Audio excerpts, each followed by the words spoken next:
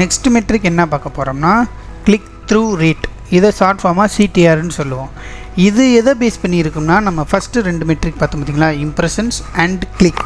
இந்த 2 பேஸ் பண்ணி தான் இந்த சிடிஆருங்கிறது கால்குலேட் பண்ண முடியும். அதாவது இப்போது நம்ம சொன்னது தான், ஆல்ரெடி நம்ம வந்து பார்த்தது மாதிரி என்னோடய ஆட் வந்து யூஸருக்கு ஒரு 500 டைம் வந்து ஷோ ஆகிருக்கு, அதில் 10 டைம் கிளிக் பண்ணியிருக்காங்க அப்படின்னா அதை எப்படி நம்ம கால்குலேட் பண்ணணும்னா இதுதான் formula. Clicks divided by impressions into 100. 100ங்கிறது வந்து பார்த்திங்கன்னா சிடிஆர் வந்து பெர்சன்டேஜில் வந்து நோட் பண்ணுவோம். இப்போது காஸ்ட், சிபிசி இதெல்லாம் வந்து பார்த்திங்கன்னா காஸ்ட்டில் நோட் பண்ணுவோம்.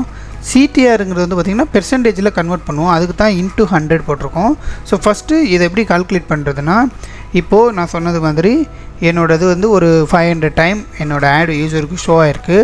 ஆனால் என்னோடய கிளிக்கு வந்து பார்த்திங்கன்னா 15 கிளிக்கு தான் நான் ரிசீவ் பண்ணியிருக்கேன். அப்போனா clicks 15 click divided by 500. So 15 divided by 500 போட்டுட்டா 0.03. இதை நம்ம வந்து 100ல் மல்டிப்ளை பண்ணும்போது இது 3% வரும்.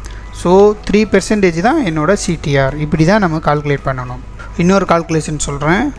என்னோடய ஆட் இன்றைக்கி ஃபுல்லாக, ஒன் டே ஃபுல்லாக இம்ப்ரெஷன் வந்து ஒரு 852 டைம்ஸ் வந்து எனக்கு வந்து இம்ப்ரெஷன் வந்திருக்கு. கிளிக்கு ஒரு 33ன்னு வச்சுக்கோ. அப்போது சிடிஆருங்கிறது வந்து clicks divided by impression. Click 33 852.